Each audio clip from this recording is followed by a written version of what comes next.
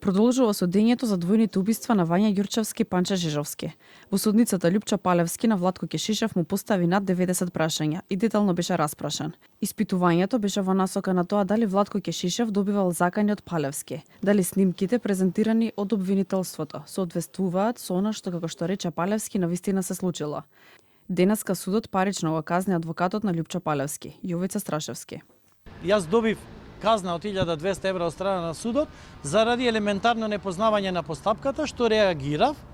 Обвинителството, ако сака да го расчисти случајот, евидентно е дека не сака, меѓутоа не знам зошто не ја запрат постапката да побараат да го најдат четвртото лице, кое е многу битно, лицето кој ги има моторолите, лицето кој го има пиштолот сокриено, нека го најдат. Одбраната на Владко Кешишев вели дека исказите на обвинетиот не се контрадикторни. Тој кажал пред судот се што знае и видел, затоа што адвокатот посочи дека Владко Кешишев веќе кажал дека има грижа на совест од она што го видел. Повеќе пати посочи дека бил на лице, тоест бил на местото, не на лице местото, туку стоел на 20-30 метри како што му било наредено да чува стража во Скопје, а додека пак во Велес, на местото каде што убиен Панче Жежовски, истиот бил на некои си 500-600 метри, повторно ќе кажам, како што му било наредено да чува стража, така што тој истиот не е ни очевидец на убиствата ниту на Вања, ниту на Панче. Кешишев кажа дека не се познавал ниту со таткото на девојчето Александар Ѓурчевски, ниту слушнал некој од сега од обвинетите да комуницира со него.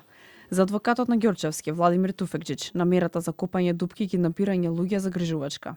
Добивме потврда од уште еден сведок дека година дена наназад пред случувањето во Велес и во Скопје се правеле планови, се подготвувале грабнување на луѓе и се подготвувале за како да речем, за такви активности кои сите нас треба да не загрижат. И наместо јавното обвинителство и истражните органи да тргнат во таа насока, за жал ја дефокусира истрагата со неоснованото обвинување на Александар.